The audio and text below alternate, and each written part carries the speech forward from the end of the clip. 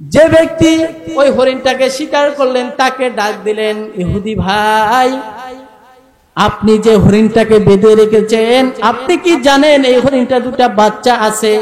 আপনি যদি একটু দয়া করতেন, আপনি যদি একটু মায়া করতেন, তাহলে এই হরিণটা ছেড়ে দেন, তার বাচ্চাদেরকে দুধ পান করাইয়া আবার এই জায়গায় উপস্থিত হবে। আপনাদের বিশ্বাস কি আসে? হরিণ আসবে কি আসবে না? কার কথায় আসবে? আল্লাহর নবীকে হরিণে চিনছে কি চিনছে না? বলে যে পয়গম্বর, আপনি যদি আমাকে ছাড়িয়া দেন গো পয়গম্বর, আমি আবার চলিয়া আসব। এবার হিন্দু ওই যে স্বীকার করছে, এই কইতেছে নবীজিকে তো আমরা মারার জন্যই চাইতেছি, কোনো সুযোগ পাই না, এবার একটা সুযোগ পাইছি, এই সুযোগ আর হাতছাড়া করা যাবে না। এবার আল্লাহর পয়গম্বরকে বললেন যে পয়গম্বর, আপনি এই হরিণী ছাড়ার পরে, এই হরিণী যদি আসে আপনাকে ছাড়বো, আর হরিণী যদি না আসে আপনাকে ছাড়বো না, আপনাকেই আমি জবাই করব। এই যে দেখেন ছুরি নিয়ে দাঁড়িয়ে আসি যে হরিণকে জবাই করব। হরিণকে আল্লাহর নবী ছাড়িয়া বলতেছে, হরিণ তুমি আমার ইজ্জত রক্ষা করিও, তোমাকে ছেড়ে দিয়েছি। ওই যে দেখো ইহুদির হাতে ছুরি, ইহুদি কিন্তু আমাকে জবাই করবে তুমি যদি না আসো। আল্লাহর পয়গম্বরের কথা, এবার ওই হরিণী চলিয়া গেলেন বাচ্চাদেরকে দুধ পান করার জন্য। যখন জঙ্গলার ভিতরে ঢুকলেন, এবার হরিণী ডাক দিলেন বাচ্চাদেরকে, আয় বাচ্চারা আয় আয় আয়, ওই তোরা আয়, 3 দিন পর্যন্ত দুধ খাস না, দ্রুত তোরা আয়। এবার ওই হরিণীর বাচ্চা দুইটা দৌড়াইয়া তার মায়ের কাছে আসলেন, আসিয়া বলতেছে, রে মা, আপনি এই 3টা দিন কোথায় ছিলেন আমাদেরকে একটু বলেন, জানতে চাই।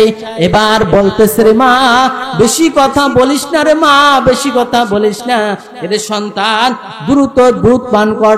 মায়ের মায়া সন্তানের জন্য আছে না নাই? জোরে বলেন, আছে না নাই? যদি মায়ের আগে যদি কোনো সন্তান মরিয়া যায়, তখন বোঝা যায় মায়ের মায়া আছে না নাই, ঠিক না বেঠি? মায়ের মায়া বাবার চাইতেও বেশি, বিশ্বাস করেননি? আবার বেজারাননি? মায়ের বাবার চাইতে মায়ের মায়া, মায়ের দোয়ায় অনেক কিছু হওয়া যায়, বউয়ের দোয়ায় কিছু হওয়া যায়নি, যায়। যদি একটা বউ মরিয়া যায়, আল্লাহ তাআলা জায়েজ করছে আপনি যতটা করতে পারেন, বউ মরিয়া গেছে আরেকটা করেন, বউ মরিয়া গেছে আরেকটা, এরম করতে করতে করতে যত ইচ্ছা তত করতে পারবেন, ঠিক না ভাই? ঠিক। এবার হরিণী বলতেছে, মা, এর সন্তান তোরা দ্রুত দুধ পান কর। এবার সন্তান যখন বলতেছে, মা তুমি 3টা দিন কোথায় ছিলা, আজকে এসেছো কোথা থেকে? বলে, মা, এর সন্তান, এমন একজন নবীকে বেঁধে রেখে এসেছি, এমন একজন হাবিবকে বেঁধে রেখে এসেছি, যাকে স্বয়ং আল্লাহ তাআলা বলছেন রহমত, ও রহমতের নবীকে আমি জাবিনদার বানাইয়া এসেছি, দ্রুত তোরা দুধ পান কর, আমি নবীর কাছে যাইতে হবে। যদি আমি দ্রুত না যাই, তাহলে আমার ওই পয়গম্বরকে তারা জবাই করবে, পয়গম্বরকে হত্যা করবে, দ্রুত তোরা দুধ পান কর। এবার বাচ্চারা বলতেছে, রে মা, দুধ পান করতে চেয়েছি, কিন্তু তুমি এমন একটা কথা বলেছ, এমন একটা তুমি বাণী শুনিয়েছ, ওই মানুষটার কথা, যেই মানুষটার কথা তুমি বলেছ, ওই মানুষটাকে আমরা বাচ্চারা না দেখিয়া দুধ পান করব না। বলে, আমরা ওই লোকটাকে না দেখিয়া দুধ পান করবো। যে লোকটা আপনাকে ছাড়তে পেরেছে, বিশ্বাস করেছে, এই লোকটা তো দুনিয়ার কোনো সাধারণ লোক নয়, এই লোকটা অবশ্যই দামি লোক। এই দামি লোককে না দেখিয়া আমরা বাচ্চারা দুধ পান করবো না। সুবহানাল্লাহ বলেন। নত করিয়া পয়গম্বরকে সালাম দিলেন, আসসালামু আলাইকুম ইয়া রাসূলুল্লাহ। এবার যখন সালাম দিলেন, এবার সালামের পরে বলতেছে, পয়গম্বর, আপনি আমাদেরকে মাফ করে দিয়েন, দেরি হয়ে গেছে আসতে। ও পয়গম্বর, আমার বাচ্চাদেরকে যত বুঝাইলাম যে দুধ পান করিয়া তোমরা থেকে যাও, বাচ্চারা থাকতে চায় না। পয়গম্বর, আপনার মায়া আপনাকে একটু দেখার জন্য চলে যাচ্ছে। এবার ও যে স্বীকার করছে, ওই মালিক বলতেছে, আব্দুল্লাহ ছেলে মুহাম্মদ, আচ্ছা এই যে হরিণগুলা কি বলতেছে? বলতেছে আপনি তো জানেন না এই হরিণগুলা আমাকে সালাম দিয়া বলতেছে যে আমাদের দেরি হয়ে গেছে, আমাদেরকে আপনি ক্ষমা করিয়া দেন নবী, আমাদের দেরি হয়ে গেছে। এজন্য আপনার মায়ায় আপনার চেহারা দেখার জন্য আমার বাচ্চা দুটো দুধ খায় নাই, আপনাকে দেখার জন্য চলিয়া এসেছে। সুবহানাল্লাহ বলেন। এবার ওই যে স্বীকার করেছে ওই স্বীকারওয়ালা ওই ইহুদি বলতেছে পয়গম্বর আর থেমে থাকা যায় না গো পয়গম্বর, আর সহ্য করা যায় না গো পয়গম্বর, আপনি আমাকে দ্রুত কালিমা পড়াইয়া মুসলমান বানিয়ে দেন। বলে লা ইলাহা ইল্লাল্লাহু মুহাম্মাদুর রাসূলুল্লাহ সাল্লাল্লাহু।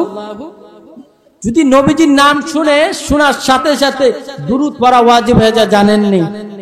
সব সময় নবীজির উপর বেশি বেশি দুরূদ পড়বেন, দুরূদ পড়া ওয়াজিব হয়ে যায়। এজন্য নবীজিকে একটা হরিণী হইয়া নবীকে চিনতে পেরেছে, কিন্তু আমরা মানুষ হইয়া নবীজিকে চিনতে পারি নাই। সাহাবায়ে কেরাম নবীজিকে চিনতে পেরেছে, আমরা মুসলমান হইয়া চিনতে পারি নাই নবীজিকে। এমনকি সাহাবায়ে কেরাম নয়, গোটা মাখলুকাতে নবীজিকে চিনতে পেরেছে, আমরা মানুষ একমাত্র নবীজিকে চিনতে পারি নাই। ঠিক না ঠিক বলেন? আল্লাহর পয়গম্বর নবী সাল্লাল্লাহু আলাইহি ওয়াসাল্লাম বলেন, যদি কোনো মানুষ আমি পয়গম্বরকে ভালোবাসে, যদি কোনো মানুষ আমি পয়গম্বরকে মহব্বত করে, ওই মানুষটা যাতে করে তার জীবনের চাইতে বেশি ভালোবাসে মহব্বত করে, যদি তার জীবনের চাইতে বেশি ভালোবাসতে পারে, ওই মানুষটাকে নিয়ে আমি স্বয়ং পয়গম্বর জান্নাতে ঢুকবো। নবীজিকে ভালোবাসার দরকার আছে না নাই ভাই? নবীজি যখন ছোট অবস্থা, নবীজির বাবা নাই জন্মের আগেই, নবীজির মায়ের বয়স, নবীজির মাও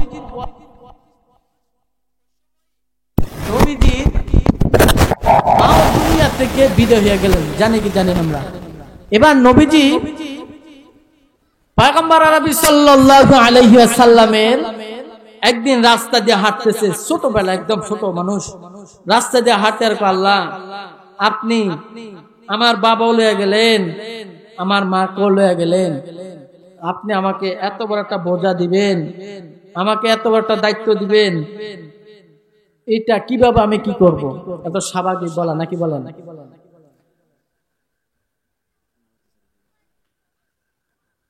পয়গম্বর আরবি সাল্লাল্লাহু আলাইহি ওয়াসাল্লাম একদম শেষের দিকে একটা হাদিস বলি, পয়গম্বর আরবি সাল্লাল্লাহু আলাইহি ওয়াসাল্লাম এই মাসটা কি মাস চলে বলেন তো? রজব মাস। কি মাস? রজব মাসের কথা আমরা জানেন না? রজব মাসে আজকে চতুর্থ জুমা শেষ, অর্থাৎ 4টা জুমা আর একটা জুমা আছে, জানেন না আপনারা মনে হয় না? তো এই রজব মাসে আল্লাহর নবী একটা দোয়া বেশি বেশি পড়ার জন্য বলছেন। ওই দোয়াটা কি পারেন? আল্লাহুম্মা বারিক লানা ফি রজব ওয়া শাবান ওয়া বাল্লিগনা রমাদান। আল্লাহর নবী এই রজব মাস আসলে এই দোয়াটা বেশি বেশি পড়তেন। এই রজব মাসটা আসলে আল্লাহর নবী এই দোয়াটা বেশি বেশি পড়তেন। আল্লাহুম্মা বারিক, সকলে পড়ুন, আল্লাহুম্মা বারিক লানা, আল্লাহুম্মা বারিক লানা ফি রজব ওয়া শাবান ওয়া বাল্লিগনা রমাদান। এই দোয়াটা আল্লাহর নবী বেশি বেশি পড়তেন। কি জন্য পড়তেন? যে আল্লাহ আপনি আমাকে রজব মাস পর্যন্ত হায়াত দিয়েছেন, আল্লাহ আপনি আমাকে দয়া মায়া করিয়া রমজান মাস পর্যন্ত আপনি আমার হায়াতের ভিতরে বরকত দিয়ে দেন। বলি সুবহানাল্লাহ। আল্লাহ নবী দোয়া করতেন কি, আল্লাহ আপনি আমাকে রজব মাস পর্যন্ত হায়াত দিয়েছেন, আপনি আমাকে রমজান মাসের বরকত, রমজান মাসের যে ফজিলত, এই রমজান মাস পর্যন্ত আপনি আমার হায়াতের ভিতরে বরকত দিয়ে দেন। আমরা কি দোয়া করতে পারি কি পারি না? আল্লাহ আপনি আমাদের সকলকে রমজান মাস পর্যন্ত হায়াত বাড়িয়ে দেন। আরো জোরে বলেন। ভাই বাঁচবো কয়দিন? বাঁচার কোনো গ্যারান্টি আছে না ভাই? বাঁচার কোনো গ্যারান্টি নেই। এই ইদারিন অতিরিক্ত মানুষ মরতেছে, অনেক মানুষ মরে, প্রতি দৈনিক 3টা 4টা শুধু শুনতে আছে। আমি যে কটা শুনি 3-4টা শুনি, আরো তো বেশি মরে নাকি বলেন ভাই? অ্যাক্সিডিং করে যে গেছে পরশুদিন আমাদের একজন পীর সাহেব, মধুপুরে পীর সাহেব হুজুর বলে যাকে, এই মধুপুরে পীর সাহেব হুজুর একদম আমার এই চাচার মতো এরকম মুরব্বী মানুষ, একদম বুড়া, আরো বুড়া, লাঠিপতি হাঁটে। তবে ওনার ইমানি জজবা দেখলে আশ্চর্য হবে। ইমানি জজবা খুবই মজবুত। এরকম বুড়া হইলে কি হইব? মাইকের সামনে আসলে হে মনে হয় যে 17 বছর 18 বছর একটা যুবক। ইমানি শক্তি এরকম। এই লোক তো অ্যাক্সিডেন্ট হয়েছে, এমন অ্যাক্সিডেন্ট হয়েছে যা বলার মতো না। খুবই অ্যাক্সিডেন্ট, কয়েকটা দাঁতও ভাঙিয়া গেছে, চোখ ফুলে গেছে, হাতের অনেক সমস্যা হয়ে গেছে। এরপরে আপনি আমাদের ভোলারও এক হুজুর হ্যাঁ বড় একজন বক্তা, তাও অ্যাক্সিডেন্ট করে প্রচুর অসুস্থ আছে, মুফতি নুমান কাসেমি ভাই খুব অসুস্থ।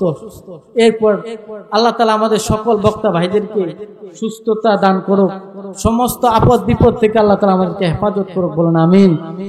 এই যে মুফতি গিয়াসউদ্দিন আল হাবিবি চিনেননি? কে কে চিনেন দেখি? গিয়াসউদ্দিন আল হাবিবি চিনেন না? আরে বেতাল বক্তা। বক্তা কি হয়তো আমাকে এলাকার এই জন্য পুরো এলাকার হলে তো তুই এলাকা নাকি মানে ইয়ান এসে আমরা যেন বইছেন, আমি যদি আমাকে এলাকায় বইতাম এরকম লোক থাকতো না, বাড়ির ধারে রাস্তায় হুন্নু রাস্তায়। তবে এখন গেছিল না হবি এরকম পুরো বাড়ির ধারে হুজুর না, অথচ কিন্তু উনি বিভিন্ন দেশে যা বয়ান করে আসে জানেননি। হুজুরে শুনছি ভারতও যাইও বয়ান করে আসে, আলহামদুলিল্লাহ। এটা আপনাকে এলাকার জন্য একটা রহমত, ঠিক না? ঠিক বেতাল বড় ধরনের একটা রহমত, সারা বিশ্বে সে ঘুরতেছে। আপনাকে এলাকার সন্তান, এলাকার না? এই হুজুরের সাথে আমার লোকে প্রায় 4-5 বছর ধরে পরিচয়। হুজুর আমার খুব ভালোবাসে, খুব মহাব্বত করে। আমি হুজুরকে আসলে মাইকে বলা ঠিক না, আমি হুজুরকে এমন শ্রদ্ধা করি, খুবই শ্রদ্ধা করি, যেটা বলে শেষ করতে পারবো না। খুবই শ্রদ্ধা করি হুজুর, কিন্তু আমার ওস্তাদ না, আমি ওস্তাদের চাইতেও তাকে বেশি সম্মান করি, তাকে সমর্থন করি। আর আমার এখানে আসা বা প্রচার একমাত্র কারণে হুজুরের মাধ্যমে। আমি এই লাইনে উঠছি একমাত্র হুজুরের কারণে। হুজুরের সাথে আমি লালমোহন, ভোলা, চর পাতিলা, কুকরি যে কোথায় করবেন, হুজুরের সাথে মোটামুটি হুজুরের কারণে বিভিন্ন জায়গায় আলহামদুলিল্লাহ মাহফিল করি। আলহামদুলিল্লাহ বলেন। এই হুজুরে নিজে তো উঠে গেছেই, এখন হুজুরে আবার আমাকে তার হাত ধরিয়া উঠাইতেছে। এজন্য সকলেই আমার জন্য দোয়া করবেন ইনশাআল্লাহ। আল্লাহ তাআলা যেন এই কোরআনের খেদমতে সারা বিশ্বে আল্লাহ তাআলা আমাকে কবুল করে নেক, বলেন আমিন। আল্লাহ তাআলা আমাদের প্রত্যেককে যতটুকু কথা বলছি ভুল আমার পক্ষ থেকে, ভালো আল্লাহ তাআলার পক্ষ থেকে, আমার ভুলগুলি শুধরাইয়া আল্লাহ তাআলা ভালো কথাগুলি আমাকে এবং আপনার সকলকে গ্রহণ করার তৌফিক দান করুন, বলেন আমিন।